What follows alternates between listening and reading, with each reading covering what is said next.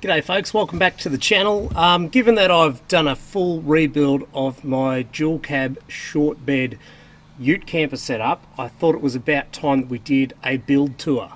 Paddling jacks, driving on the tracks, so much more. Come along with all things outdoors.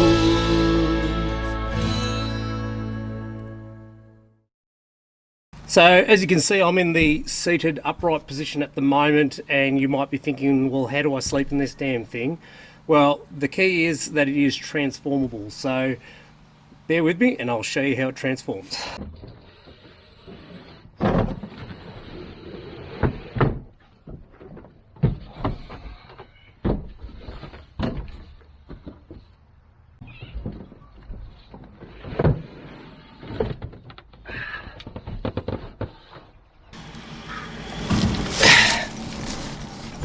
And there you have it. When it transforms, it puts me into a diagonal sleeping position, and the mechanism is a trifold folding bed mechanism. Now just let me fold it back into the seating position and I'll take you for a tour around.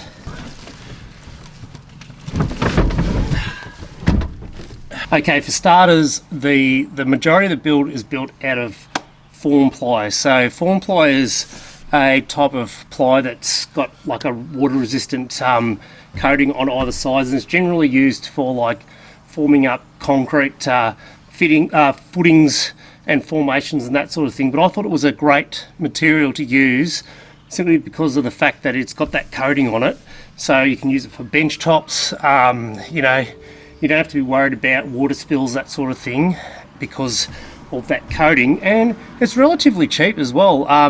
A 1200 by 600 millimeter sheet was probably about $15 to $20, and I had to buy 3 or 4 sheets for that build. The frame is actually built out of pine, which is a 19 by 140 millimeter section of pine. I had to buy 2 lengths of that, so I'm only a couple of $100 into the build, which is relatively cheap, I think, for a truck camping build.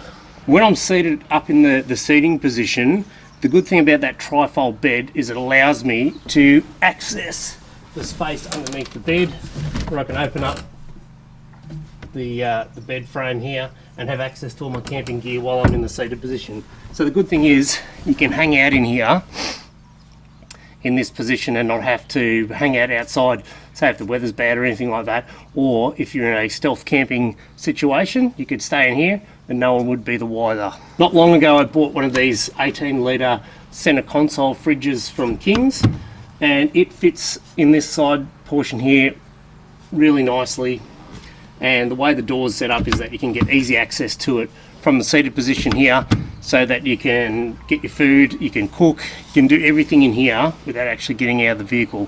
One of the benefits of this build setup that I like over my previous build is that I've got a whole heap more bench space as well. So I've got this bench along the side here, which I can access from both standing outside or sitting in here, because my previous build I only had bench space that was in the corner and had a big sink in the middle, so it wasn't very usable and I hardly ever used it. So that was probably the impetus for this new build. One of the things I did want to incorporate, which I had in my previous build and didn't use because of its location, was a sink. I've moved the sink up to the back here so I can access both from the inside and the outside. So say if I'm cooking on the tailgate there, I can use the sink from that position, or if I'm sitting in here I can use it from here. And the sink itself is fairly simple. It just lifts out so you can tip it out rather than having to plumb in grey water and having a lot of extra piping and that sort of stuff. I thought it was just nice and simple that way as well. And it also has the added feature of that when I'm sleeping, my feet are under there. If it interferes with my feet, I can actually just take the sink out. What I've done also is with the little battery operated faucet, it is piped into a 5 litre water tank which sits underneath the bench there out of the way, and you've got access to water. In terms of the cooking equipment and utensils, I've got these small little 2-person utensil and plate kits, and also cooking utensil kits, which are strapped conveniently to to the side of the fridge here, which allows you easy access to all of your cooking utensils and eating utensils from the seated position here. Again, everything is within arm's reach. And also hanging off the back of the fridge here, I have a small little companion stove which runs on those 1 pound propane cylinders, which I wanted to use because I've got a Mr. Buddy heater that runs on the same gas source. So having the same source of fuel for cooking and heating was a real bonus. The fridge here I have currently running on one of these little 12 amp hour external power packs. I do have an auxiliary battery set up in the vehicle, but at the moment I've got the power source for that sitting over that side and it doesn't quite reach over here. But one day I may actually wire that in so I can run the fridge off the auxiliary battery. But this little 12 amp hour battery pack I've found to be really awesome for its size, and it'll run that fridge for around about 24 hours. May not last as long in the summer when this fridge is cycling more, but I've been really pleased with that so far. Next, I also have a 300 watt inverter here, which I can plug into the cigarette socket there, and then I can run things like TVs and laptops, all that sort of stuff that I can sit up on the bench here and watch movies, watch YouTube, work on the computer if I need to, which is extremely convenient. And again, having all that bench space is a real bonus. From the original build, I've still got the solar controller up here, which has USB outlets, so you know you can charge your phone up there overnight time or run anything else off. I've also got that USB powered fan that I stick in the front window of the canopy, which you can both suck or push air out of the canopy depending on whether it's hot or cold, and that actually works surprisingly well. I've found that being able to draw that sort of cool night air in when you're in here during the summer really helps to keep the canopy relatively comfortable. The thing is though, that solar controller is not actually providing charge from the solar panel anymore, because I've got a 25 amp DC to DC charger with solar input that I've installed in the vehicle, which is then controlling all of my inputs rather than coming in through a separate solar controller. So that's been good, but I've left the solar control there because it's actually a really good way to monitor the battery levels, and also gives you that USB out as well, so it still serves a purpose.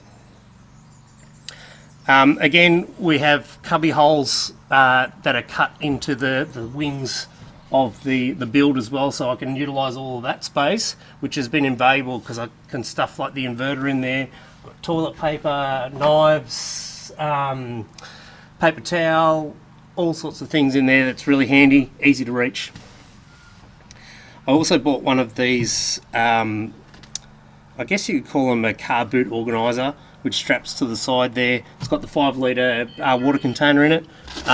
It's got my carbon monoxide detector, USB speaker, extra batteries, a little handy light in there, and also my pee bottle, which is stuffed in the back there, which is really handy obviously when you're sleeping in here overnight time and don't want to get out, or if you're in a stealth camping situation, you can use the pee bottle and not even have to get out. And then also connected into the load source that comes from the solar controller, I've got my LED light bars here that I can turn on and off independently, which really helps for the lighting in here because it can be quite dark when you're all blacked out with the Reflectix. The last little new addition I've got here is this trifold mattress that you see in here, which is super handy because you can sit it in this upright position here and it makes a good couch, and then obviously you can lay it out flat and sleep on it. It's nice and firm too, and nice and comfortable, and it sort of squeezes into the diagonal there really nicely, and it's a super cozy place to sleep. So thanks for watching, folks. If you want to see this truck camper build in action, go to my YouTube channel, All Things Outdoors, and there's plenty of videos on there of me using the truck camper setup. I've also got plenty of other videos about crazy builds and all that sort of thing, and going camping and other setups as well. So thanks for watching, guys. See you later.